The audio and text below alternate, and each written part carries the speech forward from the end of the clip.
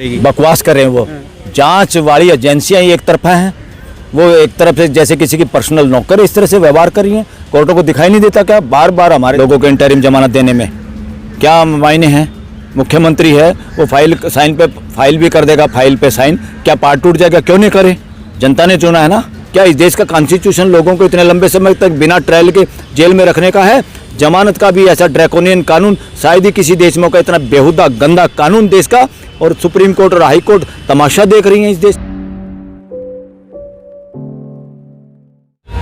नमस्कार, आप देख रहे हैं फोरम 4। मैं हूं प्रभात। इस वक्त सुप्रीम कोर्ट में हूं और सुप्रीम कोर्ट में अहम सुनवाई चल रही थी अभी, और अभी बेंच उठ गई है अरविंद केजरीवाल के मैटर को लेकर के।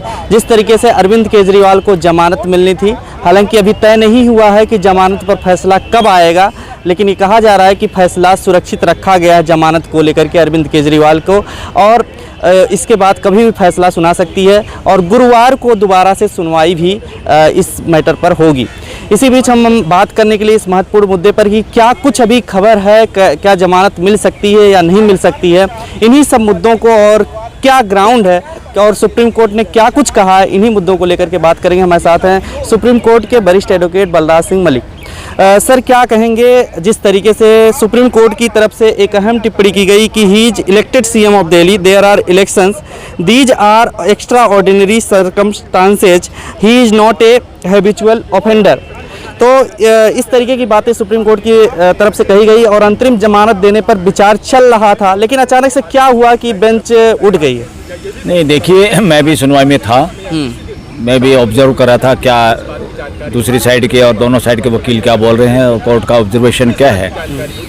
कोर्ट ने कहा कि हम कोई लॉ को, जैसा कि तुषार मेहता ने कहा, सॉलिसिटर जनरल ने, कि ये जी गलत होगा, अगर एक आदमी को इस केस में जमानत दे दी तो बाकी ऐसे बहुत सारे लोग हैं, केस हैं, सब कहेंगे जमानत दे दो।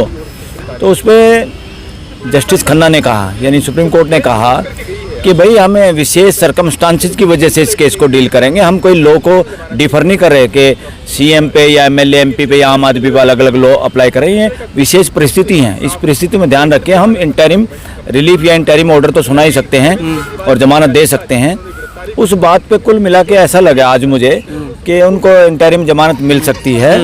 और केस के लिए अभी, क्योंकि मुझे जो इन्फॉर्मेशन है कि बेंच पहले उठ गया 3 बजे और शायद वो कोई स्पेशल बेंच के लिए चले गए, और अब सुनवाई परसों को भी इस केस पे होगी। वो केस के तो मेन केस तो ये है कि गिरफ्तारी ही इलीगल है, इसलिए वो गिरफ्तारी इलीगल का केस है ये, उस पर सुनवाई रहेगी। इंटरिम जमानत के लिए हो सकता है कोर्ट शाम को भी कर दें कि कल अनाउंस करेंगे ऑर्डर, तब भी हो सकता है, परसों भी हो सकता है, अब देखते हैं क्या होता है। मगर ऐसे केसेस में इंटरिम जमानत देना देश के संविधान के अनुकूल होगा और ये बहुत ज़रूरी है, और किसी को भी, सबको इस तरह का रिलीफ मिलना चाहिए देश में, अदरवाइज लेवल प्लेइंग फील्ड नहीं होगा। और लेवल प्लेइंग फील्ड में कहीं भी हाई कोर्ट और सुप्रीम कोर्ट को रोड़ा नहीं बनना चाहिए, लॉ को रोड़ा नहीं बनना चाहिए, बल्कि लॉ तो हाई कोर्ट और सुप्रीम कोर्ट तो लेवल प्लेइंग फील्ड के पक्ष में खड़ी हुई दिखाई देनी चाहिए इस देश के अंदर। मतलब आप क्या लगता है कि इस अंतरिम जमानत पर फैसला कभी भी आ सकता है, या फिर क्या, कब तक उम्मीद है? हाँ, बिल्कुल कभी भी आ सकता है। तो शाम को भी, कल के लिए भी लगाया जा सकता है कि फैसला सुनाएंगे, उसमें कोई दिक्कत नहीं। कोर्ट के लिए परसों भी सुना सकते हैं, मगर जितना जल्दी इसमें फैसला सुनाया जाएगा देश उतना ही ज़्यादा स्वागत करेगा, देश का भरोसा उतना ही सुप्रीम कोर्ट पे बढ़ेगा, देश के जुडिशल सिस्टम पे भरोसा बढ़ेगा। लेकिन ये दलीलें जो दी जा रही है लगातार, ईडी की तरफ से उनके वकील रख रहे थे कि जो अगर इनकी जमानत दी जाती है तो किसान हैं, तमाम जो सांसद हैं, तमाम लोगों की पेंडिंग केसेज हैं, तो उनको भी जमानत देना पड़ेगा, और इस तरीके के तमाम केस जमानत मांगने के लिए आएंगे। इस तरीके की दलीलें दी जा रही है। क्यों नहीं मांगने आएंगे, मांगने आना भी चाहिए। पॉलिटिकल जस्टिस इस देश के हर नागरिक के लिए है, संविधान कहता है, प्रियम्बल कहता है, क्यों नहीं आएंगे? ये तुषार मेहता इस तरह से वकालत कर रहे हैं जैसे वो किसी राजा के वकील हों, वो गवर्नमेंट ऑफ इंडिया, देश की सरकार के वकील, इस देश के वकील की तरह से आर्ग्यू करना चाहिए। वो किसी के पक्षपात की तरह से जैसे काम करे, किसी के पर्सनल वकील की तरह काम कर रहे, वो भारत देश के सॉलिसिटर जनरल की तरह काम ही नहीं कर रहे। उनके जो आर्गूमेंट बड़े बचकाना आर्गूमेंट्स हैं, उनमें कोई दम नहीं, वो गुमराह करने वाले आर्गूमेंट ज़्यादा देते हैं कोर्ट में। उनका जो तरीका है बोलने का, अपने साथी एडवोकेट्स के साथ भी जो प्राइवेट लिटिगेंट्स की तरफ से भी होते हैं, हमेशा इस तरह रवैया रहता है जैसे अथॉरिटेटिव, जैसे कोई आदेश दे रहा हो कोर्ट के सामने या कोर्ट को डराने का कोई काम कर रहा हो। इस तरह की भाषा है उस आदमी की। वो ज़्यादातर इस बात पे कि सब लोग आ जाएंगे, फलाना आ जाएंगे। किसी के बाप की है क्या सुप्रीम कोर्ट? पूरे देश की सुप्रीम कोर्ट है और सुप्रीम कोर्ट के सामने कोई भी आ सकता है और आना ही चाहिए पॉलिटिकल जस्टिस के लिए। पॉलिटिकल जस्टिस के लिए कोई सरपंच हो, पंच हो, पार्षद हो, एमएलए हो, एमपी हो, मुख्यमंत्री हो, प्रधानमंत्री हो, मंत्री हो। यस, इलेक्शन अगर देश में है, सब लोगों को जमानत मिलने का उसी तरह से अधिकार है जैसे किसी जेल में भी बंद आदमी को कोई माता पिता गुजर जाए, कुछ हो, अनहोनी हो जाए, इंटरिम रिलीफ मिलता है ना, जाओ। ये तो सबसे बड़ा कार्यक्रम है देश का, डेमोक्रेसी का। इस पे तो टिका हुआ है ये देश। अगर इसमें भी लोगों को जमानत नहीं मिलेगी और उनको जेल में बंद किया जाएगा, फिर लोगों का प्रश्न चिन्ह है बल्कि हाई कोर्ट और सुप्रीम कोर्ट पे और इन सरकारी वकीलों पे भी कि जो वकालत। ये देश पुलिस स्टेट थोड़ा है, ये देश सेकुलर कंट्री है, ये देश वेलफेयर कंट्री है, ये देश मानवीय व्यवस्था के लिए है। ये पुलिस का राज या किसी एक आदमी का राज या किसी एक पार्टी के राज के लिए नहीं बनी है। ये किसी के बाप की बपौती नहीं। ये देश, इनको कब समझ में आएगा? मुझे तो इस तरह के आर्गुमेंट में ये लगता है इन लोगों को संविधान की भी नॉलेज नहीं है, संविधान के मर्म को समझते नहीं, उसकी स्पिरिट को समझते नहीं। और किसी जमानत के केस में इतनी लंबी लंबी सुनवाइयाँ, इतनी लंबी लंबी, I don't think it is good for the supreme court. जमानत भी मिलेगा तो ये कहा जा रहा है कि ये उसके बाद दोबारा से जेल में डाला जा सकता है, क्योंकि ये चुनाव तक ही दिया जा सकता है, एक चुनाव के लिए, ना कि मुख्यमंत्री होने के नाते। नहीं, बिल्कुल चुनाव के लिए देना चाहिए, सबको मिलना चाहिए, क्या दिक्कत है? और चुनाव के लिए मिलनी ही चाहिए जमानत, ताकि लेवल प्लेइंग फील्ड हो। अगर इन पॉलिटिकल लोगों को जमानत नहीं मिली इस देश में, हाई कोर्ट और सुप्रीम कोर्ट से भी, तो इसमें समझा जाएगा कहीं ना कहीं हाई कोर्ट और सुप्रीम कोर्ट बाइस्ड हैं और वो किसी पर्टिकुलर पार्टी या किसी पर्टिकुलर सरकार को समर्थन करती हैं। ऐसा मैसेज पहले जा रहा देश में, गलत मैसेज। अगर ये इन लोगों को जमानतें नहीं मिली तो ये गलत सरेआम मैसेज जाएगा देश में कि इस देश की कोर्टें बहुत बार इस तरह से काम करती हुई नजर आ रही हैं, जिस तरह से बाइस्ड हों, जिस तरह किसी खास सरकार की समर्थक हों। और ये आरोप जजों पे लोग लगा रहे हैं। लेकिन एक दलील और भी दी जा रही है, कहा जा रहा है कि ईडी की तरफ से कि अगर उन्हें जमानत मिल जाती है इस बीच, तो वो जांच को एक दिशा में प्रभावित करने के लिए कोशिश करेंगे और जांच एक दिशा में जाने की कोशिश करेगी। बकवास कर रहे हैं वो। जांच वाली एजेंसियां ही एक तरफा हैं, वो एक तरफ से जैसे किसी की पर्सनल नौकर इस तरह से व्यवहार कर रही हैं। कोर्टों को दिखाई नहीं देता क्या? बार बार हमारे देश के चीफ जस्टिस चंद्रचूड़ जी बार बार कह रहे हैं हाई कोर्ट को और डिस्ट्रिक्ट कोर्ट को, सुप्रीम कोर्ट ने कई बार कहा हाई कोर्ट को भी। अभी पिछली बार क्या हुआ, कितने दिन तक पेंडिंग उसका शिबू सोरेन के बेटे का, हेमंत सोरेन का मुकदमा पेंडिंग सुनवाई के बाद कितने दिन तक रखा हाई कोर्ट ने। जो ही वो सुप्रीम कोर्ट में आए और सुप्रीम कोर्ट ने कह दिया अगर हम नोटिस कर रहे हैं इसके बीच में वो अपना फैसला भी सुना सकते हैं। क्या कहने की जरूरत है? सुप्रीम कोर्ट का फैसला सुना सकते हैं। उसने तुरंत फैसला सुना दिया हाई कोर्ट ने और हाई कोर्ट ने डिसमिस कर दी। इसका मतलब है तुम खेल रहे हो लोगों के फंडामेंटल राइट के साथ कि उनको सुनवाई करो और रिजर्व रख लो और काफ़ी दिन तक रिजर्व रखो। एक मुख्यमंत्री का, एक चुने हुए नुमाइंदे का, एक पॉपुलर लीडर को तुम इस तरह से जेल में बंद कर रहे हो और तुम सुनवाई करके इतने दिन पेंडिंग रख रहे हो, रिजर्व कर रहे हो। इसलिए ये क्या कहेंगे हम? इसको जुडिशरी की गुंडागर्दी नहीं कहेंगे तो क्या कहेंगे बताओ आप? यहाँ सुप्रीम कोर्ट में वकील कह रहे हैं ये this is wrong on the part of judicial system of this country. जिससे क्या होता है, हमारी जुडिशरी पे विश्वास कम होता है। कुछ जज गलत काम करते हैं, पूरी जुडिशरी बदनाम होती है देश में। लेकिन इससे भी एक गलत मैसेज जाएगा। ये कहा जा रहा है कि जो झारखंड के हैं मुख्यमंत्री, वो जो गिरफ्तार हुए हैं और तमाम लोग, उनकी याचिका पे, जमानत याचिका पे विमर्श किया जाएगा। फिर करना ही चाहिए। ये क्या है? ये कोई किसी के फंडामेंटल राइट किसी के बाप की जागीर है क्या? कुछ लोगों का है क्या? जो सत्ता में बैठे हैं उन्हीं का है क्या? जो सत्ता में बैठे वो सारे दूध के दूल्हे हैं और अपोजिशन के सारे लोग भ्रष्टाचारी हैं? या जो अपोजिशन के लोग भ्रष्टाचारी थे तुम्हारी गोद में आके बैठ के वो सब साफ हो गए क्या? उस पर क्या करी हैं एजेंसियाँ? ये सुप्रीम कोर्ट को, हाई कोर्ट को दिखाई नहीं देता क्या? ये बैठे हुए जो जज हैं इनको दिखाई नहीं देता? सब कुछ पता है। ये लोग अगर काम नहीं करेंगे, सही टेस्ट है देश की हाई कोर्ट्स का और सुप्रीम कोर्ट का, और ख़ास तौर पे जजों को भी अब देश पहचान रहा है। कौन जज अड़ंगा डाल रहे देश के लोगों के फंडामेंटल राइट के पक्ष में नहीं खड़े हो पा रहे।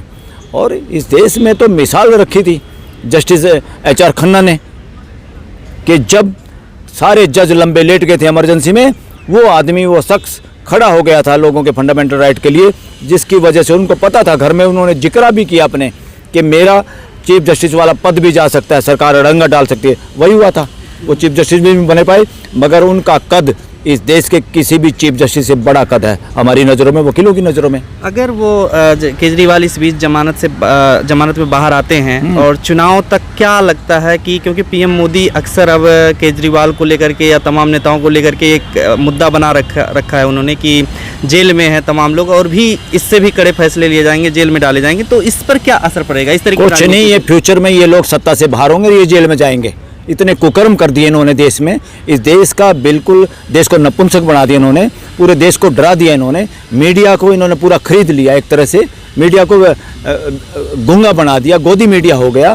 सोशल मीडिया बचा तो उनके खिलाफ कार्रवाई कर रहे हैं, बिना अपील के, बिना दलील के। 30 दिन तक कोई पूछ नहीं सकता, लोगों को रीच कम कर दी, लोगों के चैनल बंद कर रहे हैं। ये गुस्ताखी, ये बदमाशी ये देश सहन नहीं करेगा। देश सब कुछ देख रहा है, देश चुपचाप इनका इलाज कर रहा है, करेगा।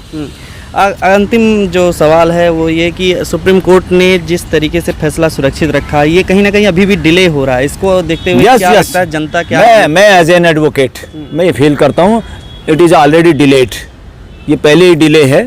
इस तरह के मामलों में तो सुओ मोटो एक्शन लेना चाहिए हाई कोर्ट और सुप्रीम कोर्ट को, बिना उसके कि कोई भी पॉलिटिकल आदमी जेलों में बंद है उनको तुरंत, जिस तरह से बीच बीच में सुप्रीम कोर्ट ने कई बार दिया उन गरीब आदमियों के लिए जो अपनी जमानत राशि भी जमा नहीं करा चुके थे या उनका कोई जमानत ही नहीं मिल रहा था, इतने दिन जेलों में हो गए, सुप्रीम कोर्ट आदेश दिया था छोड़ो इन सबको, उनको खुद के मुचलके पे छोड़ दो, खुद की जमानत पे छोड़ दो। इसी तरह से आदेश आना चाहिए था अब तक तो सुप्रीम कोर्ट में। इस देश में जितने भी पॉलिटिकल लोग हैं वो रिवेंजफुल हैं या नहीं हैं वो हम देखेंगे, बाद में चलता रहेगा इस देश में मुकदमा। कंडीशनल बेल सबको मिल जाती, सबको लगा देते भाई आप, ये तो हमेशा बेल में ये होता है कि तुम जाके छेड़खानी नहीं करोगे एविडेंस के साथ, तुम जाके गवाहों को इन्फ्लुएंस नहीं करोगे, तो लगातार आज से थोड़ा शुरू से होता रहा है इस देश में, कोई नई बात थोड़ा है। इस आधार पे सबको जमानत दे देनी चाहिए थी, अभी तक ये डिले है, delay on the part of judicial system of this country, particularly high courts and supreme court. Custody बढ़ा दी गई है और ये लगातार देखा गया तमाम नेताओं की कस्टडी हमेशा बढ़ती रहती है और जमानत हाई कोर्ट से नीचे लोअर कोर्ट से रिजेक्ट हो जाती है, सुप्रीम कोर्ट तक बात पहुंचती है और सुप्रीम कोर्ट जमानत देना पड़ता है। अरे भाई ये बिल्कुल वो है, ये जमानत लोगों की नहीं आना और सुप्रीम कोर्ट तक धक्के खाना लोगों को जमानत के। लोग कोई जन्मजात अपराधी थोड़ा है, अगर किसी ने गलत काम किया तो ट्रायल उसका फैसला करती है। तुम जिसकी सरकार है, जिसका पुलिस में जानकारी है, जिसके लोग एमएलए एमपी हैं, मंत्री संतरी हो, जिसका मर्जी एफआईआर करा दे, जिसकी मर्जी एफआईआर को कैंसिल करा दें। ये गदर फंड नहीं चलेगा देश में, ये चल रहा है देश में। अब मान लो इनको जमानत दे दी तो क्या पार्टी टूट जाएगा? क्या ये पॉलिटिकल पार्टी जो सत्ता में बैठी है अपने सामने ही सबको जेल में रख के या अनड्यू बेनिफिट उठाना चाहती है? क्या वो लोगों को जेल में रख के यहाँ की हाई कोर्ट और सुप्रीम कोर्ट कहीं ना कहीं क्या समर्थन कर रही है सरकार के गलत स्टेप का, या उनको इलेक्शन में अनड्यू बेनिफिट पहुँचाने का काम कर रही है सुप्रीम कोर्ट? ये प्रश्न है देश के सामने और देश इस पर विचार कर रहा है और देश की निगाह में है सुप्रीम कोर्ट का एक एक जज और हाई कोर्ट के जज और पूरा जुडिशल सिस्टम आज के दिन कि क्या कर रहे हैं लोग हमें बचाने के लिए, देश के संविधान को बचाने के लिए, देश के फंडामेंटल राइट को बचाने के लिए, देश के प्रियम्बल को, संविधान के प्रियम्बल को लागू करने के लिए काम करे। अब इनका ऑडिट कर रही है पूरे देश की जनता और इमीडिएट जमानत मिल जानी चाहिए थे।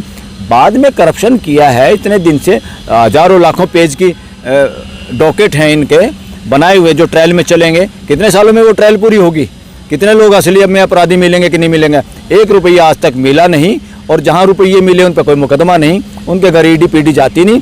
आप प्रधानमंत्री हो, गृह मंत्री हो और मंत्री हो और वो सत्ता के हों सेंट्रल गवर्नमेंट में, ये सारी एजेंसियाँ सेंट्रल गवर्नमेंट के अंडर में है, इसलिए तो ये गड़बड़ और बदमाशी हो रही है। अगर ये एजेंसियाँ स्टेट गवर्नमेंट के अंडर में होती तो इस देश का प्राइम मिनिस्टर, गृह मंत्री गिरफ्तार होते। इसका मतलब क्या है?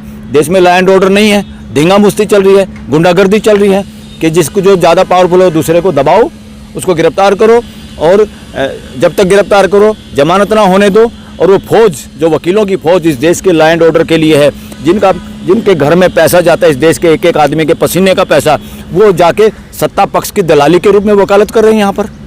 सॉलिसिटर जनरल, अटॉर्नी जनरल, फलाना जनरल, वो देश के, वो किसी पार्टी के नौकर थोड़ा है, वो गवर्नमेंट ऑफ इंडिया के भी नौकर नहीं है, वो प्रतिनिधि हैं इस देश के एक एक नागरिक के, वो प्रतिनिधि है इस देश के संविधान के, वो प्रतिनिधि है इस देश के फंडामेंटल राइट को बचाने के लिए। वो गुलाम नहीं है। पर व्यवहार जो हो रहा है देश में, एडिशनल ये सॉलिसिटर जनरल जिस तरह का व्यवहार हो, जिस तरह की भाषा यूज करते हैं, बहुत बार ऐसे लगता है he is not solicitor general of India, he solicitor general of some personal gentleman और सम पॉलिटिकल पार्टी और सम ग्रुप ऑफ पीपल। ये गलत है। जमानत का लगातार विरोध करना ईडी का और दलील देना, और अभी जिस तरीके से सुप्रीम कोर्ट इस पर विचार कर रहा था कि बाहर जाने के बाद उन्हें फाइलों पे साइन करने की अनुमति नहीं होगी, मुख्यमंत्री के कार्यवाही में जो संवैधानिक कार्यवाही है उसमें हिस्सा नहीं ले पाएंगे, इसको किस रूप में देखा? ये कुछ कंडीशन जो वाजिब कंडीशन है वो रखनी चाहिए, मगर इतना भी गला घोटने की कोई ज़रूरत नहीं है लोगों को इंटरिम जमानत देने में। क्या मायने हैं? मुख्यमंत्री है वो फाइल भी कर देगा, फाइल पे साइन, क्या पार्ट टूट जाएगा? क्यों नहीं करे? जनता ने चुना है ना, उसको उस पर क्यों रोक लगाई जाए? अब तक वो क्या ट्रायल होके दोषी साबित हो गया क्या? इस तरह की कंडीशन लगाना भी बेवकूफ़ी होगी जुडिशल सिस्टम की। As per my knowledge as an advocate मैं चाहता हूँ ये फजूल की कंडीशनें नहीं लगानी चाहिए इसमें। या कुछ बाबे कितनी बार पैरोल पे चले जा रहे हैं इलेक्शनों के दौरान, जिनको छोड़ा जा रहा है। क्या हो रहा है? मजाक हो रहा है इस देश के जुडिशियल सिस्टम का, और जुडिशरी का भी मिसयूज हो रहा है एक तरह से। क्या दिखाई दे रहा है ये बताओ? कि जहाँ सरकार के करीब जो हों उनके FIR कैंसिल हो जाती है, उनके केस डिले हो जाते हैं, उनमें वो विरोध ही नहीं करते, उनकी जमानत हो जाती है। जिस आदमी ने, रेड्डी ने, जो दोषी था जिसने पैसे दे दिए, उसकी जमानत होगी। सिर्फ इसमें कमर में दर्द है थोड़ा सा, और उसकी जमानत होगी। इन्होंने विरोध नहीं किया। ईडी कहाँ गई थी? ईडी ये सारे के सारे पर्सनल प्यादे, ये देश के एजेंसियों के रूप में काम नहीं कर रहे, ये पर्सनल नौकर की तरह से काम करें, ये राजाओं के लठैतों की तरह काम करें, जो कि देश के लिए बहुत दुर्भाग्य है। और देश का सबसे बड़ा दुर्भाग्य है इंडिया जैसे देश में ऐसा मजबूत कॉन्स्टिट्यूशन होते हुए जिसमें फंडामेंटल राइट्स सर्वोपरि हैं, उसके अंदर UAPA और PMLA जैसे घटिया कानून बन सकते हैं। लानत है पार्लियामेंट पे, इस देश की पार्लियामेंट पे और जनता के प्रतिनिधियों पे कि और आज तक भी हाई कोर्ट और सुप्रीम कोर्ट भी उसको अनकॉन्स्टिट्यूशनल नहीं ठहरा पाई। क्या लोगों को बिना ट्रायल के जेलों में रखने के सड़ाने से कल वो बरी हो जाएंगे?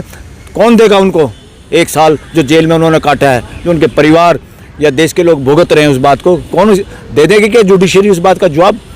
क्या इस देश का कॉन्स्टिट्यूशन लोगों को इतने लंबे समय तक बिना ट्रायल के जेल में रखने का है? जमानत का भी ऐसा ड्रैकोनियन कानून शायद ही किसी देश में होगा, इतना बेहुदा गंदा कानून देश का। और सुप्रीम कोर्ट और हाई कोर्ट तमाशा देख रही हैं इस देश में। ये बहुत गलत है, बहुत ही गलत है। ये संविधान की हत्या है एक तरह से। 190 सीटों पर पहले और दूसरे चरण में मतदान हो चुके, 93 सीटों पर आज भी मतदान हो रहे हैं और सुप्रीम कोर्ट में सुनवाई थी। क्या लगता है कि आम आदमी पार्टी का भी गठबंधन है कांग्रेस के साथ, तो चुनाव किसी एक दिशा में जा सकता है और इससे कहीं ना कहीं संदेश जाएगा जमानत देने से? देखो, इसलिए अब सुप्रीम कोर्ट जमानत दे या ना दे, देश में मैसेज तो गया हुआ है। देश की जनता इलेक्शन कंटेस्ट कर रही है। लाख हथकंडे अपना के भी अगर सुप्रीम कोर्ट और हाई कोर्ट्स इस इलेक्शन को फ्री एंड फेयर सुनिश्चित न कर पाई, तो सीधा इशारा, सीधा ब्लेम इस देश की हाई कोर्ट और सुप्रीम कोर्ट पे होगा देश का। क्योंकि इतनी मजबूत हाई कोर्ट और इतनी मजबूत सुप्रीम कोर्ट होने के बावजूद, इतनी पावर सुप्रीम कोर्ट होने के बावजूद, अगर इलेक्शन कमीशन में इलेक्शन में रिगिंग हुई, भ्रष्टाचार हुआ और गलत तरीके से मशीनों में गड़बड़ हुई या गलत तरीके से इलेक्टेड घोषित किया गया लोगों को, उसकी सारी की सारा दोष और सारी जिम्मेवारी देश की हाई कोर्ट्स और ख़ास तौर पे सुप्रीम कोर्ट होगी। और उस सुप्रीम कोर्ट में भी ख़ास तौर पे चीफ जस्टिस चंद्रचूड़ की जिम्मेवारी होगी अगर इस देश में फ्री एंड फेयर इलेक्शन के साथ कोई छेड़खानी हुई तो। ठीक है, बहुत बहुत धन्यवाद सर। खबरों में बने रहने के लिए फोरम 4 को सब्सक्राइब करें और नोटिफिकेशन पाने के लिए बेल आइकन दबाएं।